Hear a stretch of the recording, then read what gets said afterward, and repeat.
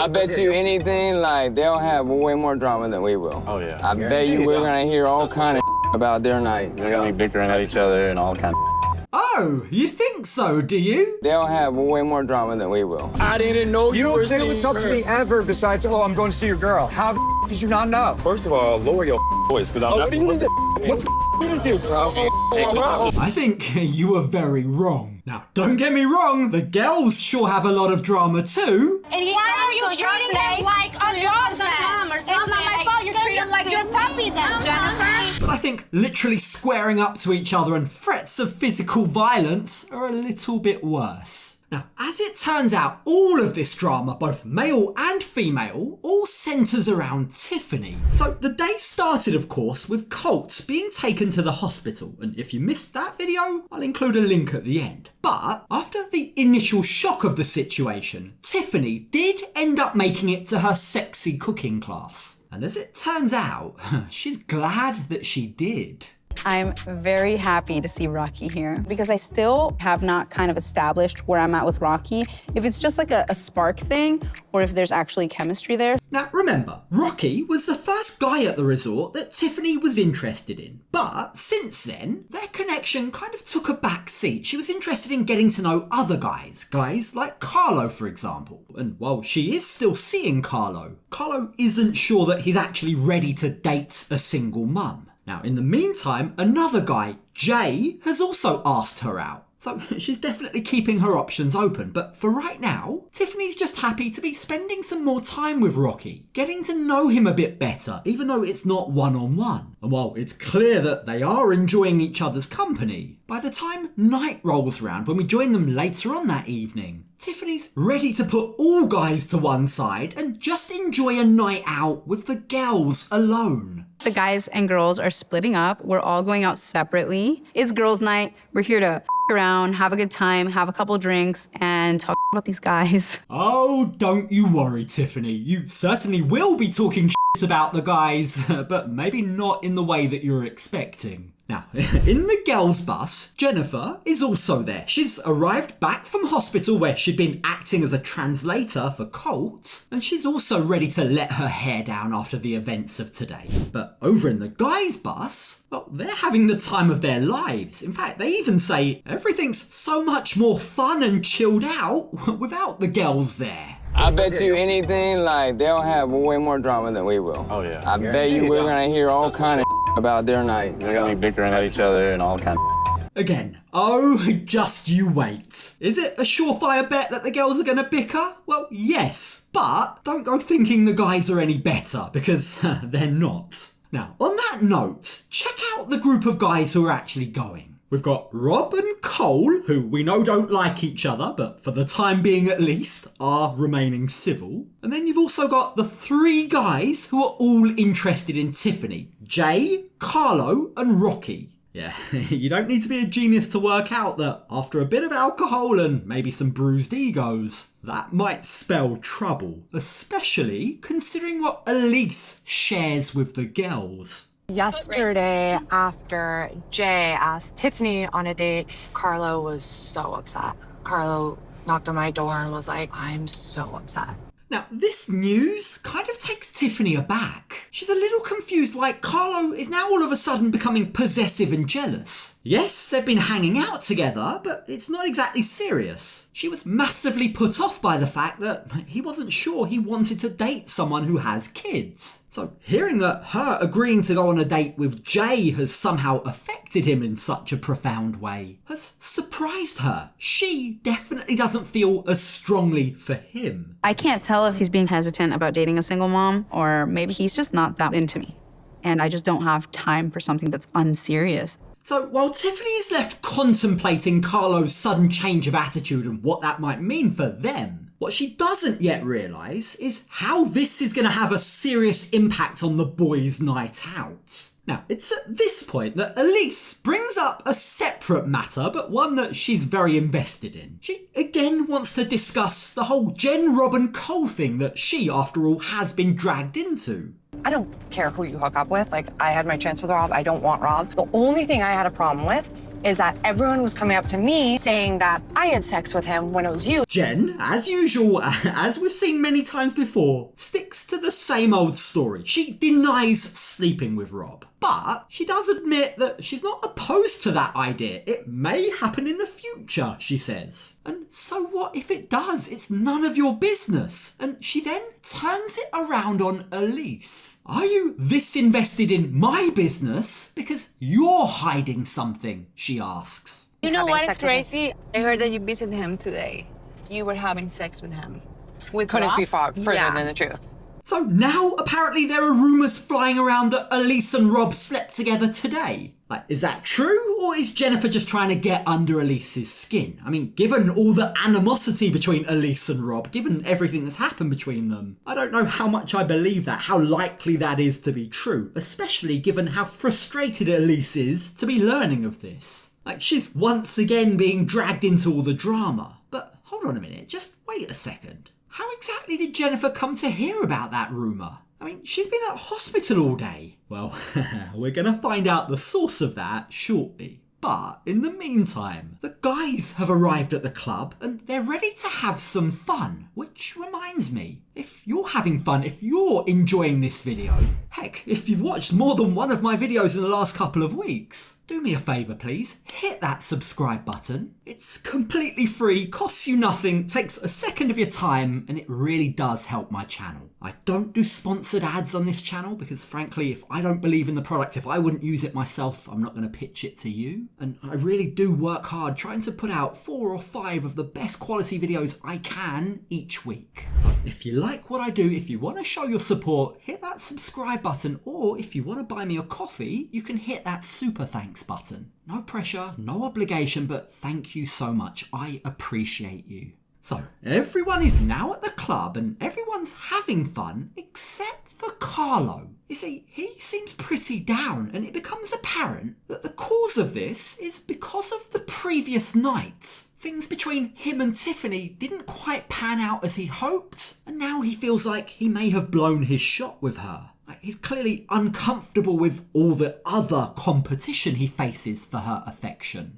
Next thing I know, Jay was asking her out, and then Rocky walked her home last night from a party that I brought her to. It's just a lot to handle because I'm more all in on her. This is yet another example of when communication, actually speaking to someone, could have solved so many problems. Tiffany's unsure of Carlo, right? But instead of sulking in silence, he should have just told her how he feels. Maybe then things might be different. I mean, Tiffany did like him, but as far as she was concerned, their agreement was that they'd both go on to see other people. So if he doesn't want that anymore, if things have changed for him, then he needs to tell her that. But, given how messy this whole Tiffany love triangle is becoming, Rob, grateful for once that the spotlight isn't on him, wants to take the opportunity to dig a little deeper and find out what exactly is going on. So I like how it was a lot of emphasis on what Cole and I are dealing with Jen, but what's going on with Tiffany? Oh. Hot seat, baby. Yeah. I want to know about that. Now, make no mistake, this isn't just guys talking. This isn't Rob doing this out of a place of concern. No, he's trying to stir the pot. He knows exactly what he's doing. He's happy and proud of himself to be doing it. But I think even he might be surprised at what happens next. You see, he's just touched a nerve with multiple men, and it's all about to kick off. I didn't know that there was a whole triangle situation. No, this is a square at this point. It's a square. Because point. I'm glad Rob's having fun. He seems to be having the time of his life. But the guys who are involved in the Tiffany square are all visibly less amused. Now, Jay, while trying to explain things from his perspective, says that while it might look a messy situation, he doesn't think it is because he explains he spoke to Carlo beforehand to tell him that he'd be taking Tiffany out. He thinks he and Carlo are cool. He thinks they've squared things off. But Carlo doesn't feel the same way. Honestly, bro, you're a snake. You talk a big game. I'm here, I'm loud, all this stuff. So you feel like I was a snake even after I came and talked to you about the situation? 100%. That's an insult that Mina would have been proud of. Snake, you snake. But the insults actually get worse. While Mina called it a day at Snake, Carlo takes it to another level. You're a bitch. You're a bitch. Now keep in mind, it's Carlo who's the one that's walking up to Jay and beginning to square up to him. He's the one with the animated hand movements, and he's the one that's now insulted Jay personally. He's looking him right in the eye, he's practically in kissing distance of the guy, and he's saying, "You're a bitch, you're a bitch." Like, at this point, Carlo is pushing every single button possible. He's trying to provoke a reaction. Now, the thing is, Jay is completely blindsided. Carlo told him that they were cool. He doesn't understand why now, clearly that isn't actually the case. But Carlo, well, he feels like Jay should have known that he wasn't okay. Again, hate to say it, Carlo, but communication really would have gone a long way here. Like, these two, Jay and Carlo, they barely know each other. How was Carlo expecting Jay just to magically read his mind? I didn't know You don't say what's up to me ever besides, oh, I'm going to see your girl. How the did you not know? First of all, lower your voice, because I'm not... What the you do, bro? Honestly, this is getting out of hand, but I've got to say, the creators of this show are evil geniuses. Like, yet again, we're seeing another group of guys fighting over a girl that none of them are actually exclusive with. Now, on this occasion, unlike the others, right, it's starting to get physical. There's pushing and shoving, there's more insults hurled, but there's also a ton of people, including producers, separating the fight. Now, we're going to have to wait until next week to see if there was any further fallout from that fight. But isn't it interesting how, while that was all going on, in fact, even before it started, while Jay and Cole were beginning to butt heads, the third member of that triangle or square, whatever you want to call it, Rocky, well, he was just silently standing there watching it all play out. You guys, you do you clash, and I'll swoop in and steal Tiffany from both of you, might be his play here. Don't start no. Now, speaking of Tiffany, moving back to the girls' night out, things their end are going well, that is, until Tiffany decides to do this. And we're gonna keep having fun. Yes. But I think it's so important that the things that we're kind of putting under the rug, like the drama, that we do kind of like get it out in the air. Why, Tiffany, why? Why can't you just let things go? Have a few drinks and have some fun. Like, do you really need everyone to air their dirty laundry here, now? I mean, for as much as I like Tiffany, while I do think that her heart is in the right place, I also feel like she's taking on this role that no one's asked her to take on. Now, in the spirit of trying to get everyone else to open up, Tiffany turns to Jeniffer and, half in a way where she's kind of instructing her what she should do, she tells Jeniffer that Cole constantly turns to her for advice about what to do with Jeniffer.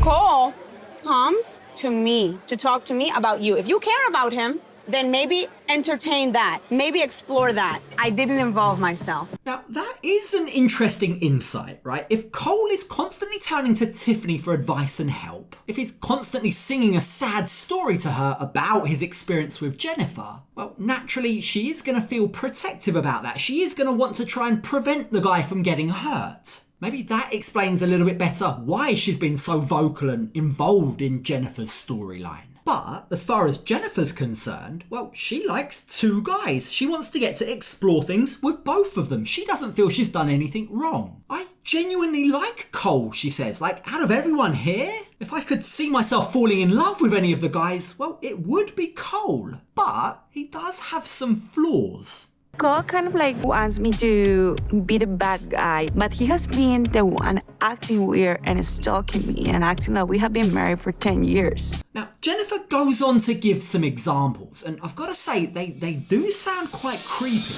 She tells everyone that Cole will just randomly show up at her door at 4 in the morning. He'll loiter around the resort, he'll loiter around halls, waiting for Jeniffer to pass by so that he can walk around the resort with her. If that's true, well, it is a bit weird, but then that also raises the question, why is she then entertaining him at all? Surely that should be a red flag, no? If you see him controlling you now, and then you keep entertaining it, and he's just getting more and more and more into you, how is it gonna be next week?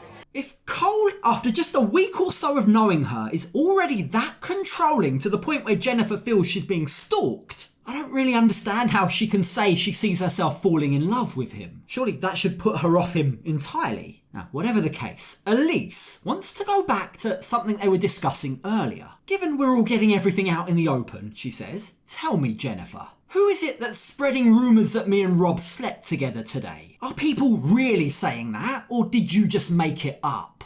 Cole said you went to Rob's room today.